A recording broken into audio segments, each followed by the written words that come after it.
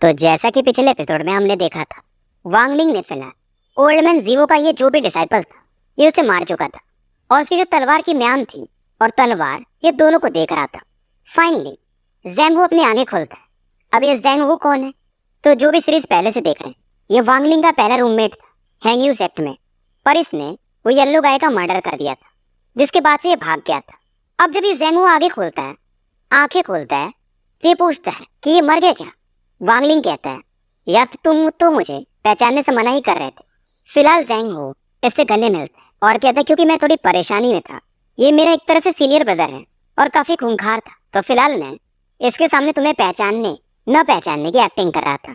अब ज़ैंग हो जो भी बाकी लोग बचे हुए थे, जैसे ल्यूसान ग्रुप के वो जो फ्यूचर टेलिंग एल्डर थे, इनकी तरफ उस फायर बॉल को उछालता है, पर वांगलिंग इसे रोकता है कि जाने दो, इन्हें क्यों मारना है। पर ज़ैंग हो का ये मानना था कि अगर ये लोग बचे तो जाके कंप्लेन करेंगे, पर ओल्ड मैन भी वो कहते हैं कि दोनों इमॉर्टल्स, क्योंकि इन दोनों को वो समझ चुके थे कि एक कल्टीवेशन लेवल के बंदे हैं, हम किसी को कुछ नहीं बताएंगे। पर ज़ैंग हो मानने को तैयार नहीं था। वांगलिंग इसे बताता है कि टेंशन मत लो, मेरे पास एक टेक्निक है। इसने एक टेक्निक ज़ैंग कुआन से खरीदा था जिससे कि किसी भी बंदे के मेमोरी को इरेज किया जा सकता है। तो फिलहाल ये इन लोगों पर इस टेक्निक का इस्तेमाल कर देता है और फिलहाल ज़ैंग कुछ स्वीट पोटैटोज निकालता है वांगलिंग के लिए। वांगलिंग हैरान था और मानो ये 10 साल पहले वाले ख्याल में चले जाता है। जब ये ज़ैंगो से मिला था तो इसने उसे कई सारे स्वीट पोटैटोज खिलाए थे और यहाँ पर ज़ैंगो अपनी कहानी बताता है कि 10 साल पहले जब उस येलो गाय को मारने के बाद ये वहाँ से भाग गया था, तो कुछ हर्ब्स वगैरह इसने खा लिए थे, जिसकी मदद से ये टी कल्टीवेशन के फर्स्ट लेयर में पहुंच गया था। वांगलिंग समझ रहा था कि 10 साल ज़ैंगो ने काफ़ी कठिनाई से गुजारे हैं और ज़ैंगो कहता है, यार तुम्हारा तो पावर लेवल, शायद तुम फाउंडेशन लेवल के काफ़ी करीब हो या पहुंच चुके हो। वांगलिंग बताता है, फिलहाल तो नहीं, और ये पूछता है कि ये फ्लाइंग स्वॉर्ड इस ओल्ड मैन के पास कहाँ से आया था।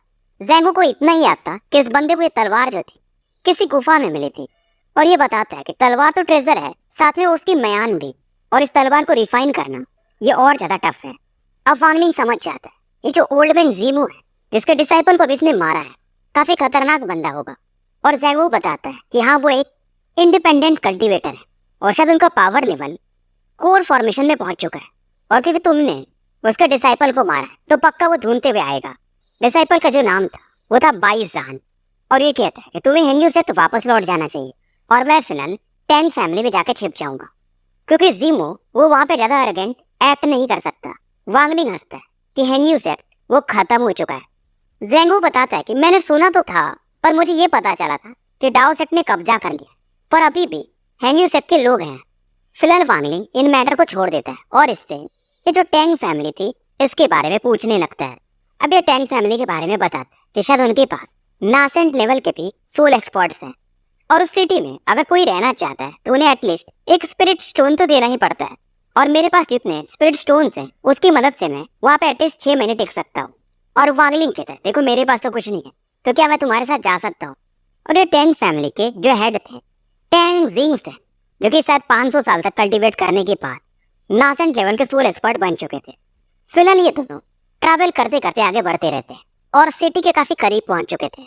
वांगलिंग यहाँ पे अपने डिवाइन सेंस को एक्सपेंड करता है।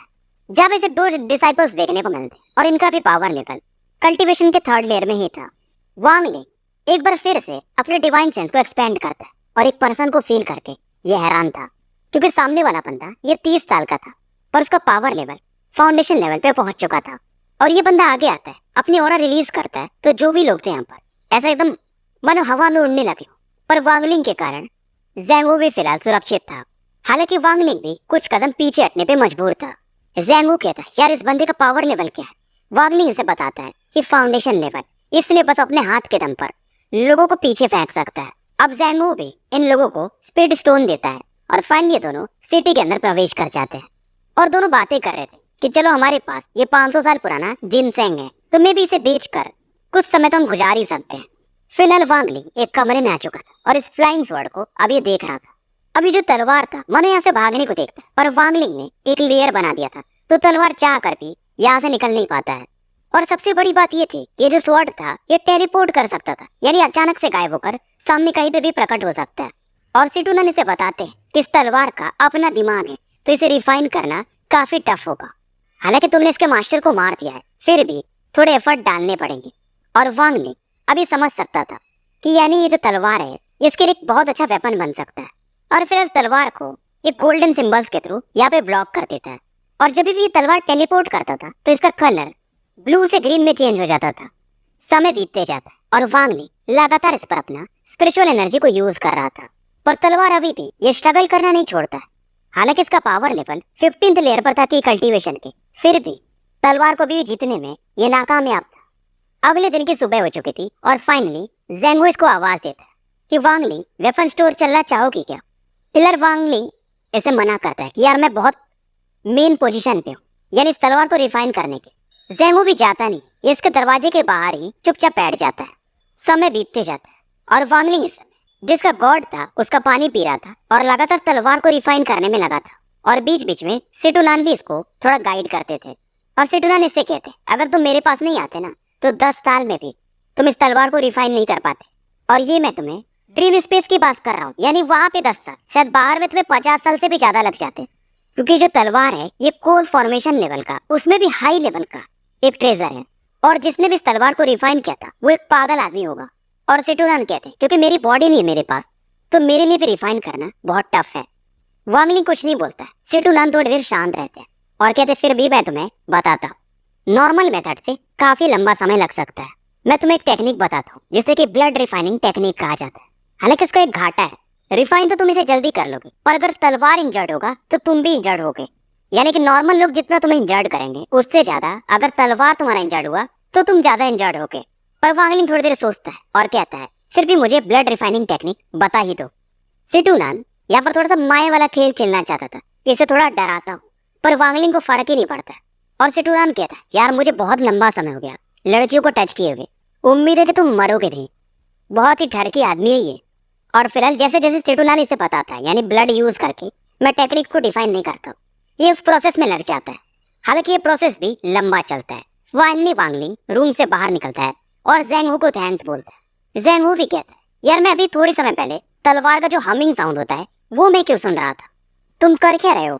ज़ेंग हू उस तलवार को देखकर हैरान था क्योंकि उसमें एक ब्लड ही ऑरा ये फील कर सकता था और ये हैरान था कि तुमने इसे रिफाइन कर लिया, इसमें ब्लड का सेंट क्यों आ रहा है। वांग लिंग इसको प्रोसेस हल्का सा समझा देता है कि मैंने ब्लड टेक्निक यूज किया है और जैसे जैसे मैं इससे लोगों को मारूंगा इसका ये जो ब्लडी स्मेल है ये बढ़ता जाएगा। ज़ेंग हू भी कहता है आई एम इम्प्रेस्ड, अब तो तुम्हें तुम्हारे बराबर लेवल का क्या शायद उससे ऊपर का भी बंदा तुम्हें टच नहीं कर पाएगा।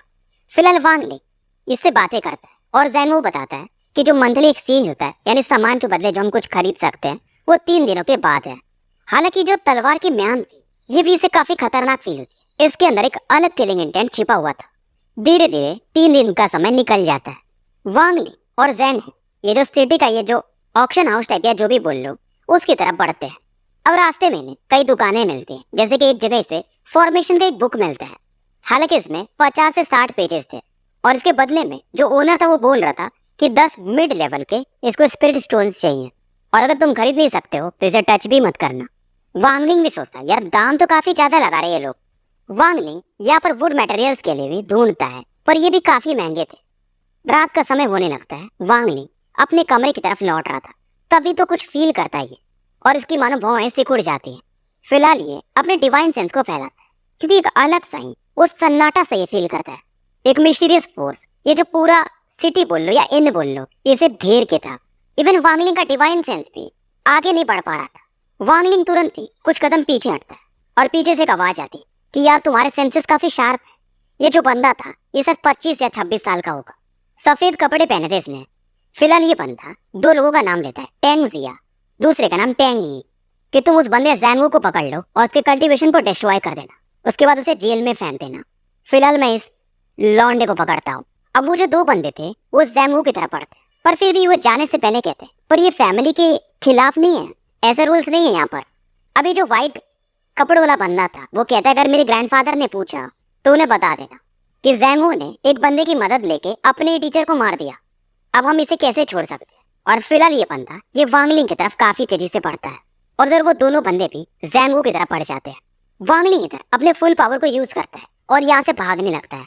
और जब ये भाग रहा था तो क्योंकि तलवार पे बैठ के भाग रहा था तो यहाँ पर लोग बोलते हैं कि फैंग फैमिली में ये रूल है कि कोई ऐसा उड़ के नहीं भाग सकता, तो कृपया रुक जाइए। पर वांग लिंग के पास समय नहीं था, ये स्पिरिचुअल एनर्जी तुरंत ही पीता है, यानी अपने गॉड में से, और भी तेजी से अपने स्पीड को बढ़ा लेता है। और वांगलिंग रास्ते में जो भी डिसाइपल्स मिलते हैं जो कि इसे रोक रहे थे, अट्रैक्शन फोर्स से इन्हें इधर उधर फेंकने लगता है। अब फिलहाल वांगलिंग करे तो क्या, पहले खुद को बचाए या जैंग हो को? टैंग फैमिली सिटी से ये बाहर निकल चुका था, पर इसके पीछे ये लोग पड़े हुए थे और ये साउथ डायरेक्शन में भाग रहा था।